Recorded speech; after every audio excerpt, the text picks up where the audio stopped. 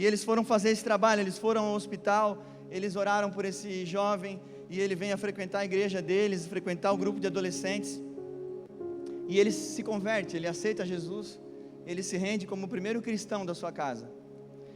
E até aqui tudo bem, até aqui tudo muito bom. E eles falaram que foram tentando detectar quais foram os problemas que esse jovem foi parar no hospital por uma tentativa de suicídio. E o problema estava nos seus pais, na sua família. Resumidamente, esse moço, ele compartilhou coisas difíceis e enfim.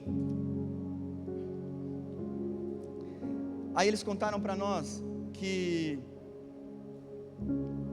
de forma muito, e é isso que me deixou triste, é isso que mexeu comigo, e que passava os dias, e conforme esse rapaz se converteu, e quem é adolescente, já foi adolescente, todos nós já fomos adolescentes, sabe, a gente erra, a gente faz alguma coisa de errado na adolescência, meu Deus, e esses pais, infelizmente, com a falta de sabedoria, eles começaram a usar a ida da igreja como forma de punição para esse filho, quando ele cometia erros.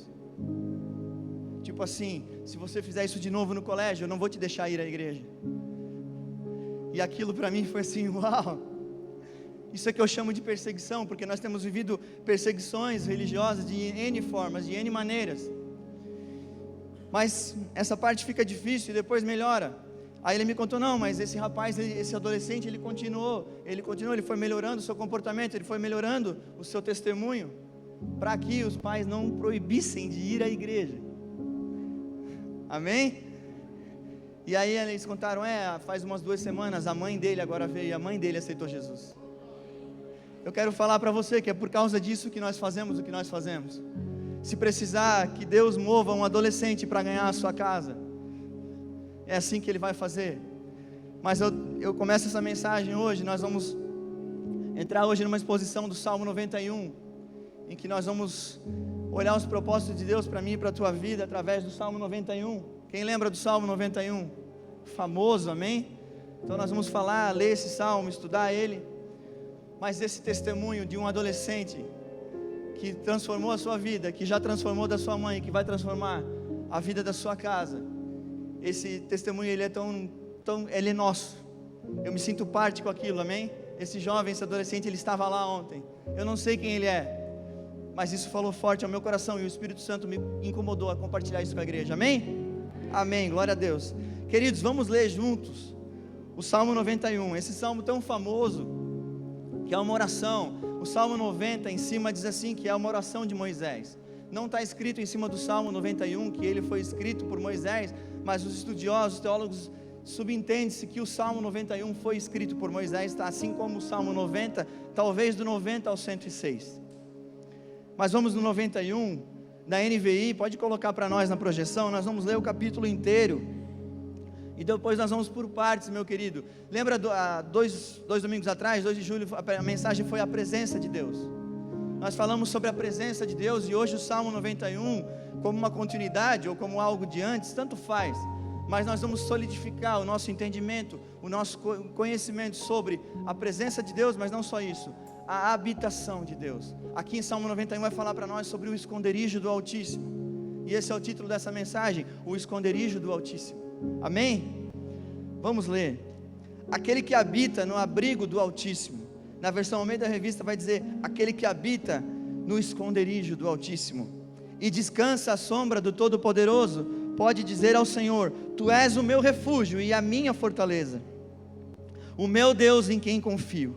Ele o livrará do laço do caçador e do veneno mortal.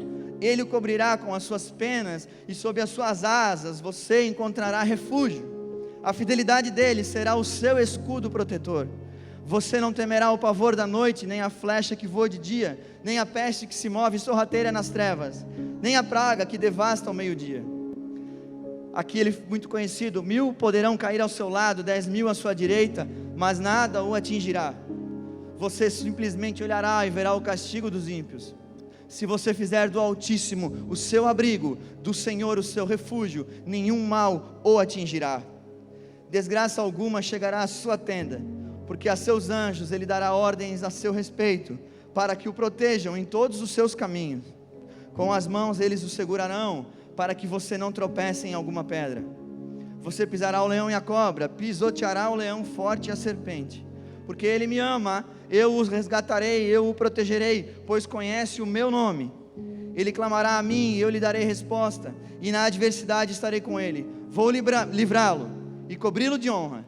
Vida longa eu lhe darei e lhe mostrarei a minha salvação. Amém? Essa oração é maravilhosa, essa oração é incrível, e aqui nós vamos hoje entrar num tema maravilhoso, que é o esconderijo do Altíssimo. Aqui em Salmo 91, nos primeiros versículos, Deus vai se apresentar nessa oração para nós como um lugar de habitação.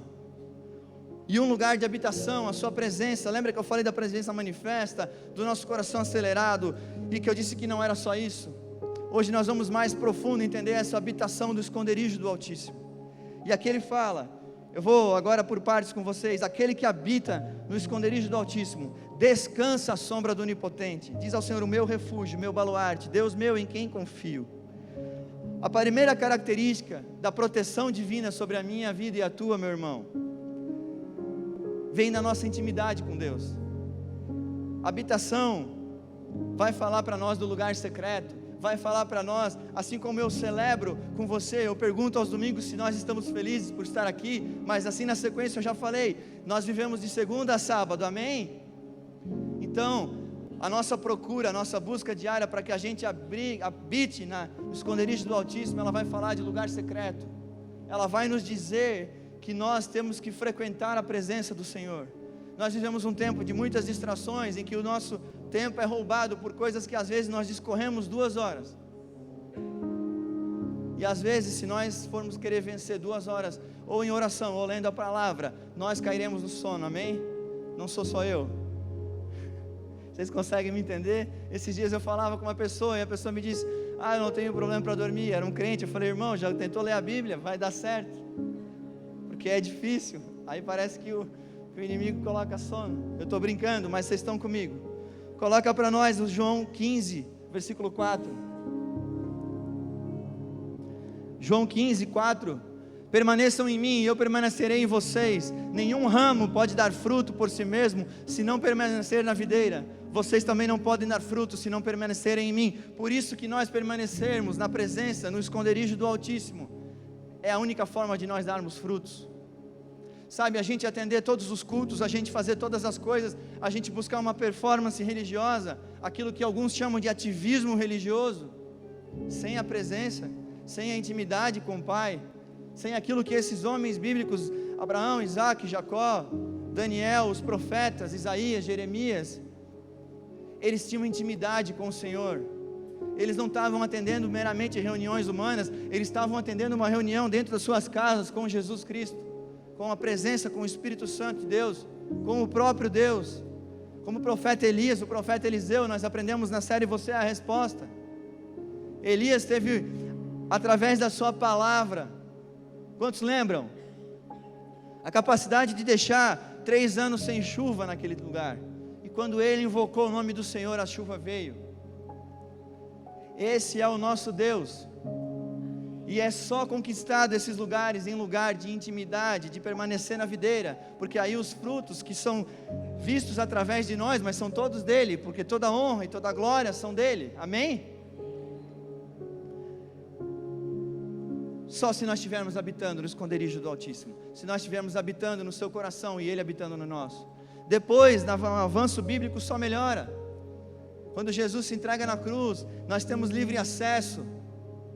Agora o Espírito Santo habita em mim e você. Uma das pessoas da Trindade mora dentro do meu e do teu coração, amém? E a intimidade com Deus, ela vai ficando cada vez mais estreita, cada vez mais profunda. E nós temos que entender isso. Por quê? Porque através disso nós somos filhos, nós não somos escravos. Eu sempre falo e gosto de falar isso, para que a gente entenda que nós não temos poder, mas através dele, através de nós, flui o seu poder.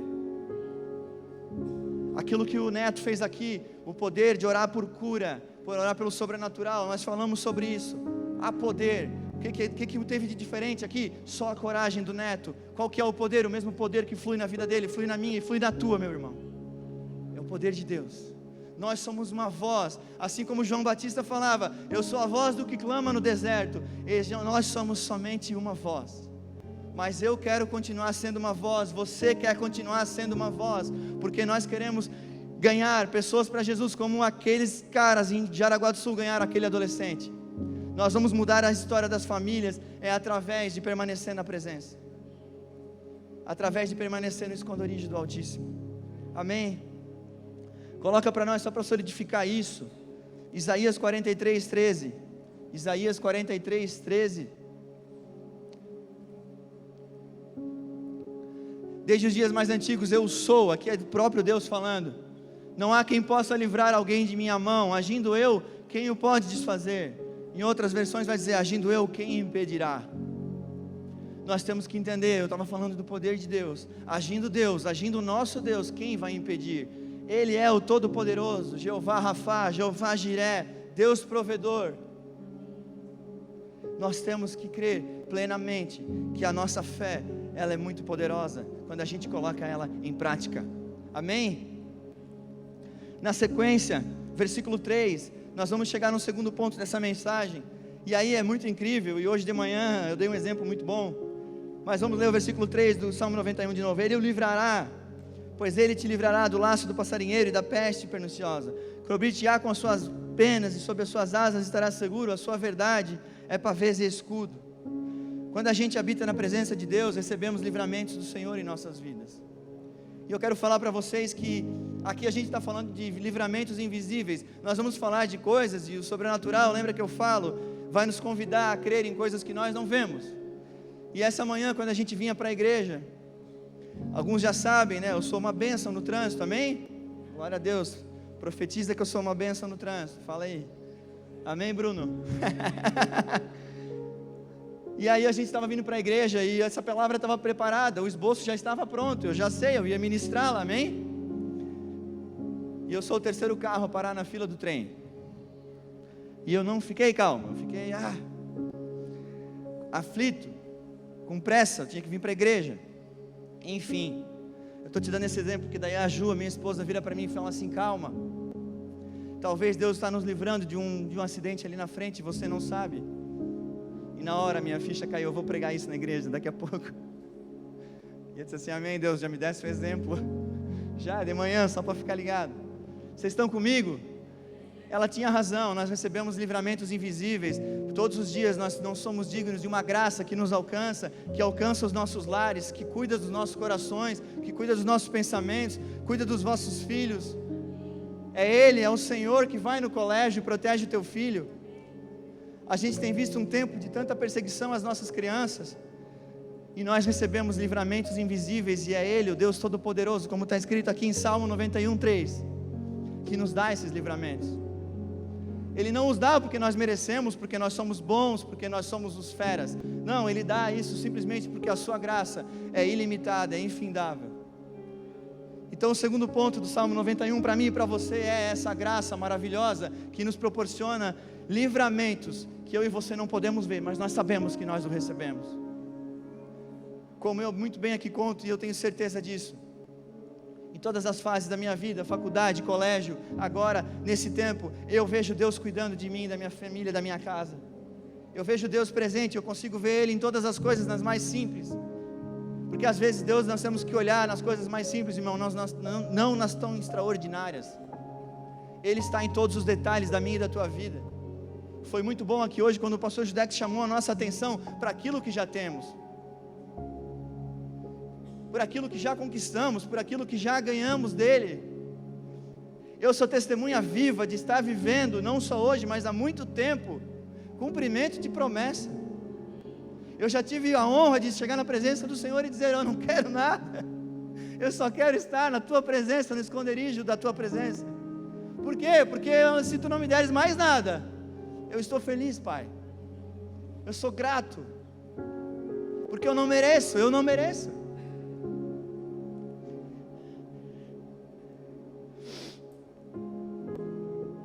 Coloca Mateus 23:37 para nós. Jerusalém, Jerusalém, você que mata os profetas e apedreja os que são enviados a vocês, quantas vezes eu quis reunir os seus filhos, como a galinha reúne os seus pintinhos debaixo das suas asas, mas vocês não quiseram. Aqui Jesus está falando para o povo de Israel, mas aqui mostra a proteção de Deus, como Ele tem por os seus filhos uma intenção de nos colocar embaixo das suas asas. Ele usa uma simbologia dos animais, mas que é uma verdade de Deus, um desejo de cuidar de nós, como você que é pai e mãe sabe do que eu estou falando. A palavra fala, se vocês pais que têm um coração mau, dão coisas boas para os seus filhos, quanto mais eu, o Pai do céu, o vosso Pai que está no céu, nos dará coisas boas e não de mal. Tudo isso para afirmar no teu coração que nós recebemos livramentos além de bênçãos, livramentos além de graça, livramentos além de saúde. Amém? Eu vou chegar no terceiro ponto dessa mensagem, onde nós estamos em Salmo 91, no verso 5, 6 em diante. E aí eu vou entrar num tema, num item que nós falamos há 2 meses atrás na série Você é a Resposta. E eu pensei, Deus, eu vou falar de novo sobre isso. E aí Deus falou para mim, sim, tu não estivesses com medo nesses 2 meses? Porque lembra que nós na série Você é a Resposta, nós falamos para vencer o medo.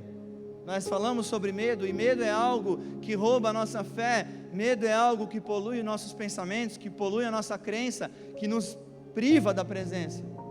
Sim, o medo nos tira da presença.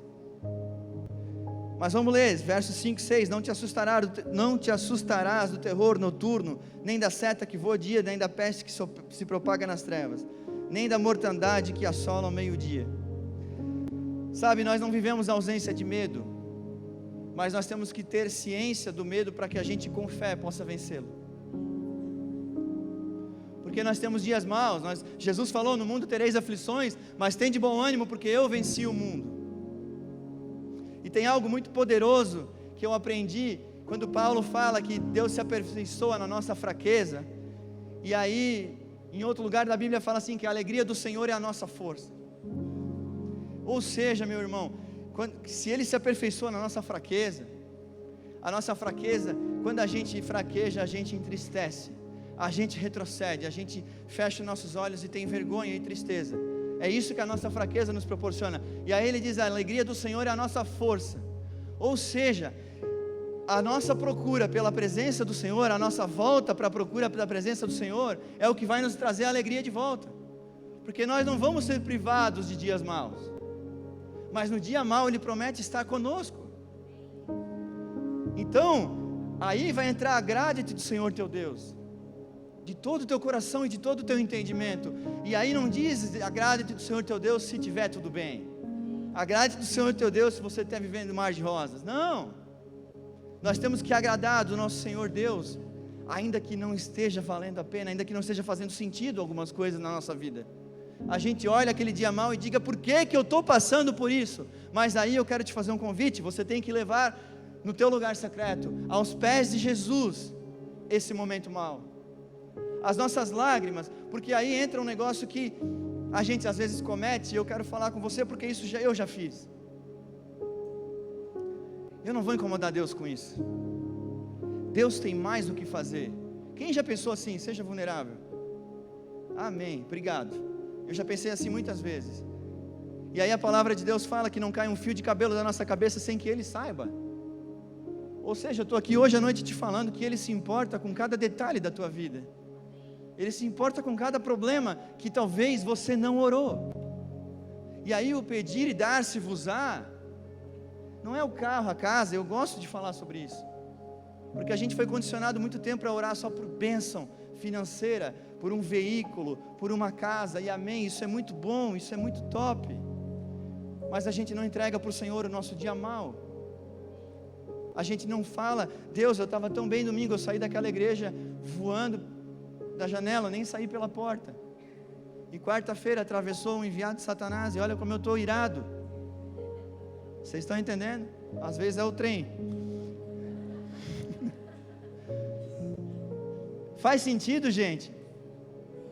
Eu estou falando sobre entregar o nosso pior dia, sobre entregar o nosso pior momento na oração para Ele, e aí Ele vai transformar a nossa fraqueza em alegria, a nossa fraqueza em força, porque a alegria do Senhor é a nossa força.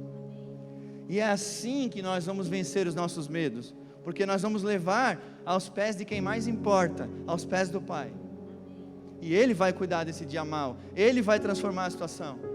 Sabe, quando a gente fala de ministério sobrenatural, fala de milagre, de cura, Porque medo é o quê? Quando a gente passa por problema, não é quando a gente passa por coisa boa. A gente tem que cuidar o que a gente deseja. Os alunos da Desperte já ouviram isso.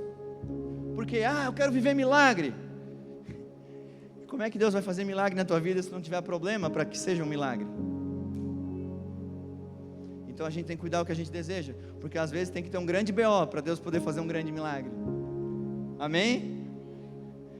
E aí o pastor que falou isso para mim uma vez, ele disse assim, porque a gente só quer ver milagre na vida do outro. Quando eu te explico isso, eu quero ver o milagre na vida do outro, aquele adolescente e tal, mas na minha vida, quando a gente for colocado a ser matéria-prima do milagre, aí é diferente. Mas eu te convido nessa noite, através dessa mensagem, porque eu e você, nós temos problemas, nós temos aflições. O convite é, coloque na presença de quem pode transformar isso, essa dor em alegria. Coloca nos pés de quem tem a capacidade, porque eu e você, quando a gente não está levando em oração, sabe o que a gente está fazendo? Deus, fica tranquilo, eu estou resolvendo sozinho. É isso que a gente está dizendo, irmão. Deus, fica de boa aí que eu dou jeito. Deus, fica tranquilo. Olha como a gente, entre aspas, se acha. Deus, fica de boa aí, eu vou resolver. É isso que a gente faz quando a gente não verbaliza para Ele, Pai, me ajuda. Essa situação está tomando todo o meu pensamento, está tomando toda a minha ira, toda a minha tristeza. E sem Ti eu não vou sair dessa. É assim que nós vamos vencer o medo. 1 João 4,18, pode colocar para nós. Só para a gente ver que não está só em Salmo 91 isso. 1 João 4,18. Vamos ler junto. No amor não há medo. Ao contrário, o perfeito amor expulsa o medo. Porque o medo supõe castigo. Aquele que tem medo não está aperfeiçoado no amor. Aquilo que eu acabei de falar, da falta de confiança em entregar o nosso problema para Deus, nós estamos dizendo que a gente quer resolver sozinho. Mas aperfeiçoados no amor, nós vamos ter a coragem, a ousadia, ou a simples atitude de dizer, Pai, está aqui. Eu entrego nas Tuas mãos a minha maior dificuldade, o meu maior medo, o meu maior problema.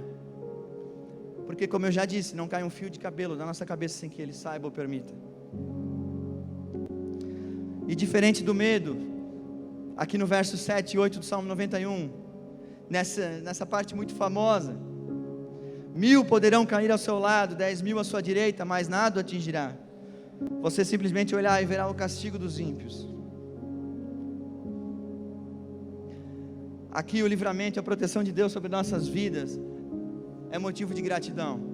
E quando a gente vai ser grato a Deus por aquilo que Ele já tem feito, assim como já foi ministrado aqui nessa noite, nós vamos demonstrar ao Pai um temor. E aí nós vamos saber a diferença hoje da diferença de medo e temor. Eu quero falar para você que na caminhada cristã eu cresci nisso. Eu saí da ausência de medo naquilo que se refere a Deus, e eu entrei no modo de total temor ao Senhor. E medo não tem nada a ver com temor. E é importante que a gente diferencie isso, porque medo é algo que trava, que paralisa. E o temor não, o temor a gente honra o Pai e a gente continua fazendo. Então a gente tem que substituir o medo por temor. Nós temos que ter temor do Senhor, temor pela sua obra, temor da sua presença, temor pelo seu agir, temor quando vamos ser usados, quando vamos colocar a mão sobre as pessoas, quando estamos representando a Jesus, e nós estamos representando a Ele em todos os lugares, não só aqui. Você representa Jesus num fórum, você representa Jesus no hospital, você representa Jesus numa escola. Nós saímos daqui às segunda-feiras, eu já falei isso outra vez, e as pessoas sabem, aquele cara é cristão, aquele cara é crente, ele é evangélico, e é assim que a sociedade nos olha. E por isso, e muito mais, que nós temos que trocar o nosso medo por temor, por honra. E aí o temor da dose certa, da medida certa, nós teremos a ousadia necessária para não só cuidar da nossa vida, mas também ser capaz de ajudar as outras vidas, de ser influente na vida das outras pessoas, aonde nós fomos levantados para ser sal da terra e luz do mundo. Amém? Coloca Provérbios 1:7. Vou ler 2 versículos sobre temor. Provérbios 1:7. É maravilhoso. O temor do Senhor é o princípio da sabedoria. O temor do Senhor é o princípio do conhecimento, da sabedoria. mas os insensatos desprezam a sabedoria e a disciplina. Ou seja, o temor do Senhor é algo que, se a gente desprezar, nós seremos insensatos, nós estaremos fazendo o oposto da sabedoria. Temos que ter o temor do Senhor. Coloca para nós 1 Coríntios 10, 12. Por que nós temos que ter temor do Senhor? Assim, aquele que julga estar firme, cuide-se para que não caia. Nós temos que ter temor muito mais do que pela vida do outro, pela nossa própria vida. Nós estamos de pé, cuidemos, vigiemos e oramos para que a gente não caia, para que a gente não entre, como muito bem foi pregado aqui, naquele lugar que Nicodemos entrou, do legalista, do acusador, do religioso. Eu acredito muito na graça do Senhor, e a graça do Senhor, ela é maravilhosa. O pastor Brian Houston, ele chama numa pregação dele de o escândalo da graça. A graça é um escândalo, o evangelho é um escândalo para a sociedade, mas Deus é um Deus de justiça, sim, mas nós temos que ter um temor, e o temor não é da vida do outro, o temor é pela nossa, como Paulo muito bem fala aqui em 1 Coríntios 10, 12. E aí no verso 9, voltando para o Salmo 91, eu gosto da condicionante, da condição: pois se você fizer do Altíssimo o seu abrigo, o seu esconderijo, do Senhor o seu refúgio, nenhum mal o atingirá, desgraça alguma chegará à sua tenda. Sabe, aqui, se você fizer dele o seu refúgio, e Senhor está em caixa alta, porque aqui está falando de Jeová El Elyon, o Deus Altíssimo, naquele qual eu me refugio. Na Bíblia vai estar, se você está lendo a sua Bíblia do celular ou de papel, está Senhor em letra maiúscula. Isso significa que é Jeová. Jeová é o Elyon, e Jeová é o Elyon, é o Deus Altíssimo no qual eu me refugio. A partir do momento que eu caminho em temor com Ele, eu me torno alguém que se refugia no Senhor. Quantos já ouviram a expressão refugiado? Refugiado de guerra. O cara que o seu país, o Afeganistão, lembra a Síria, eles estão sendo refugiados. Na Inglaterra, eles estão sendo refugiados na Europa. Só para contextualizar, eles saem de um lugar de conflito e eles entram num lugar de refúgio, num país que os acolhe. Essa é a expressão que Deus está usando, se colocando a mim à tua disposição. Ele é lugar de refúgio, Ele é lugar de descanso, Ele é lugar onde, quando você colocar a dificuldade na presença dEle, Ele vai te dar refúgio. Ele vai transformar a maldição em bênção, Ele vai transformar a tristeza em alegria. E é isso que nós também estamos pregando aqui essa noite. Quem quer tornar dele um refúgio na sua vida? Quem quer ser refugiado no Senhor? Sabe, porque às vezes o nosso refúgio, irmão, ele está na situação financeira, o nosso refúgio está no carro, o nosso refúgio está numa situação, o nosso refúgio pode estar numa pessoa humana. E quando o convite bíblico é para que o nosso refúgio esteja na presença, no esconderijo do Altíssimo. Eu quero, e eu sei o que você quer, ser refugiado nele. Esse é o poder, esse é o objetivo dessa mensagem nessa noite. E aí, Lennon, vai ser só dias bons? Vai ser só maravilha? A teologia da música da irmã lá, tudo que eu quiser, o cara lá de cima vai me dar. Não. Quem pegou, pegou. Eu não vou mais cantar. Que bom que a Ju não está aqui, glória a Deus. Não, não é tudo que eu quiser, o cara lá de cima vai me dar. Não, aí nós vamos entrar num outro ponto do Salmo 91. Batalha espiritual. Só que olha o que ele fala aqui sobre batalha espiritual para mim e para você. Porque a seus anjos ele dará ordens a seu respeito, para que o protejam em todos os seus caminhos. Com as mãos eles o segurarão, para que você não tropece em alguma pedra. Você pisará o leão e a cobra. Ele dará ordens aos seus anjos a meu e teu respeito. Porque nós estamos sim enfrentando as batalhas espirituais. Aquele exemplo que eu dei de está tudo bem no domingo, e aí na quarta-feira acontece algo que se atravessa na nossa frente. Não é humano, é espiritual, é o inimigo tentando roubar aquilo que Deus está te dando. É o inimigo tentando te roubar o lugar de refúgio, tentando te roubar aquilo que está sendo plantado, gerado no teu coração, de bênção, de paz.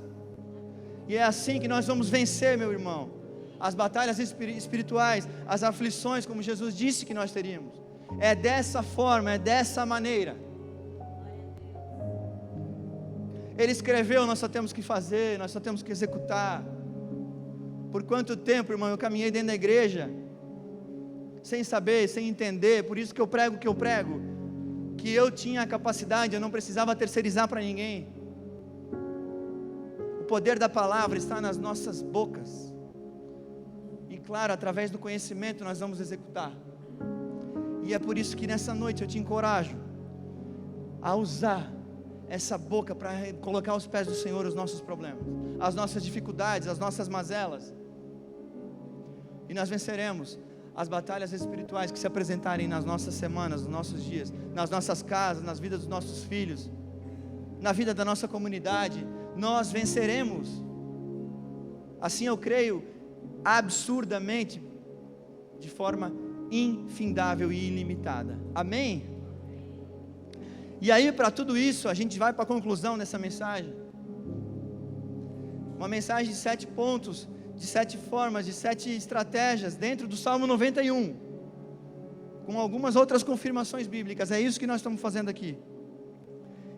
Aí no verso 14 ao 16: porque a mim se apegou com amor, eu o livrarei, pô-lo-ei a salvo, porque conhece o meu nome. Ele me invocará, e eu lhe responderei.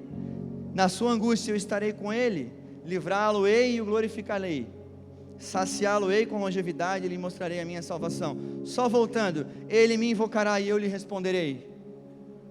Vida de oração, eu estava chegando ali, sobre abrir a nossa boca, é vida de oração. Ah, Lennon, performance, não. Quando eu estudei no seminário, eu aprendi que Deus, uma oração de 15 segundos, Ele tem o poder de curar um paralítico. Deus não precisa da minha voz alta, Deus não é surdo. Muito bom isso, eu adoro isso, apesar que eu falo alto. Mas Deus não é surdo, Deus não está precisando. A gente tem que orar, a gente tem que pedir, a gente tem que verbalizar a Ele. Vida de oração não vai falar para nós de uma performance. Ah, eu ficava 1h30, então por isso, não. Vida de oração não vai falar sobre eu orei mais que o João, que o Marcos, que o Mateus, e então por isso eu consegui. Não, porque pelo poder da sua graça, nós não merecemos nada, mas é porque Ele quer fazer. Nós temos que verbalizar. Então eu estou falando de uma vida de oração sem performance, uma vida de oração baseada no poder de Deus e no poder no sangue de Jesus. Mas Ele fala, Ele me invocará, Ele, eu e você, e eu lhe responderei, na sua angústia eu estarei com Ele. Então isso está prometido, toma posse dessa promessa. Ele vai te responder. E eu posso te falar que das vezes Deus não vai responder rápido. Às vezes nós vamos viver um silêncio de Deus. E eu aprendi, e eu falo para você hoje, o silêncio de Deus também é a resposta. O silêncio de Deus também é a resposta. Porque o silêncio de Deus está dizendo que aquele não é o momento para nós termos aquilo. Eu entendo dessa forma. E aí a gente entra naquilo que talvez nós não tínhamos falado, mas é aquilo que nos falta, é aquilo que eu ainda quero, é aquilo que ainda Deus não fez, é aquilo que eu ainda não realizei, é aquilo que eu ainda não conquistei. Mas aí eu vou parar? Não, jamais. Eu vou continuar. Deus, se tu fizer, tu és Deus, e se tu não fizer, tu continua sendo Deus. O que eu vou continuar fazendo é colocar aos teus pés aquilo que eu preciso colocar, aquilo que tu pedisse que eu colocasse, porque eu continuo querendo isso, Pai, eu continuo desejando isso. Ou se não, muda o meu coração, molda o meu coração, molda os meus passos, para que eu entenda quais são os teus propósitos. Então, às vezes eu oro e eu digo, Senhor, alinha os meus sonhos com os teus. Pai, alinha os teus sonhos com os meus. Traz alinhamento se tem algo no meu coração. Como diz lá em Salmos, sonda-me, Pai, o meu coração, e vê se há em mim algo que não é puro. Faz sentido para você? Amém? Vida de oração não vai falar de performance, não vai falar de tempo orando no quarto, mas sim, vai falar de dedicação, de estratégia. Eu compartilhei e compartilho com vocês uma das formas que eu achei. Eu trabalho e uso muito carro para isso, e fico muito tempo dentro do carro. E antes eu usava isso de forma inútil, de forma perca de tempo. E aquilo me incomodava, porque eu dizia, eu fico muito tempo dentro do carro, e às vezes não é produtivo, você não pode pegar o celular. Às vezes pega, amém? Galera da polícia que estiver assistindo, perdão. Brincadeira, mas é verdade. Era um tempo ocioso, perdido. E aí um dia o Espírito Santo falou comigo: coloca um louvor, coloca um fundinho, como os tecladistas gostam de falar, uma caminha, uma preparação. E eu comecei a usar o meu tempo no trânsito, até para acalmar mais o meu coração, amém? E eu cheguei aí de Jaraguá do Sul a Itajaí, em 1h15, chorando na presença do Senhor, orando e sendo ministrado por Ele. Eu não estou falando de performance, eu estou falando de substituir um tempo que era ocioso, que era inútil, por algo bom e prazeroso na presença de Deus. A nossa vida de oração, vamos substituir algumas coisas que são ociosas, por simplesmente abrir a nossa boca e dizer: Deus, eu estou aqui nesse carro, vem agora nesse momento, esteja comigo, a Tua presença me basta, e começa a orar, e começa a abrir teu coração para Ele, fala com Ele. Ele é um Pai bom, Ele é um Pai de amor, e Ele quer te ouvir. O nosso 7º e último ponto era esse, vida de oração. E eu estou te falando de estratégias para que a gente tenha uma vida de oração acrescida de tempo e de qualidade, para que a gente fale aquilo que a gente precisa falar na presença do Senhor, para que Ele saiba as nossas aflições, para que Ele tenha conhecimento, para que Ele possa usar as nossas mazelas como matéria-prima do milagre, amém? Coloca para nós 1 Tessalonicenses 5:17.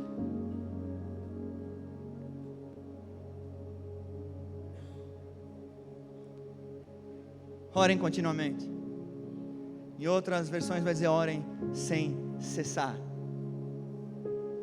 É difícil, nós somos ocupados. Num dos aconselhamentos, um jovem me procurou algumas semanas atrás e falou: Lennon, eu quero mais, eu achei o máximo, adorei. Como é que eu faço? Porque eu trabalho, eu faço faculdade e tal. E às vezes ela está preparando a mensagem para falar para as pessoas orar sem cessar. E ele vem te pedir conselho sobre isso. E eu falei: irmão, nós temos que, os nossos afazeres, nós temos que cumpri-los. Nós não podemos tirar o nosso tempo daquilo que é útil, ou o tempo que é pago por alguém para a gente trabalhar.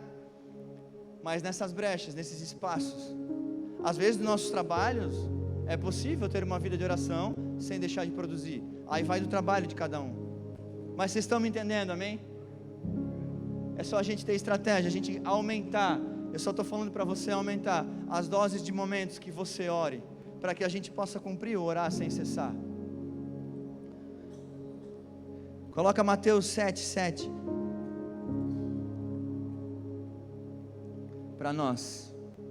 Peçam e será dado, busquem e encontrarão, batam e a porta será aberta. É por isso que nós temos que orar sem cessar, porque Ele nos prometeu, Ele nos disse para fazer: peçam e será dado, que é o pedir e dar-se-vos-á, que eu falei antes em outra versão. Filipenses 4:6. Filipenses 4:6.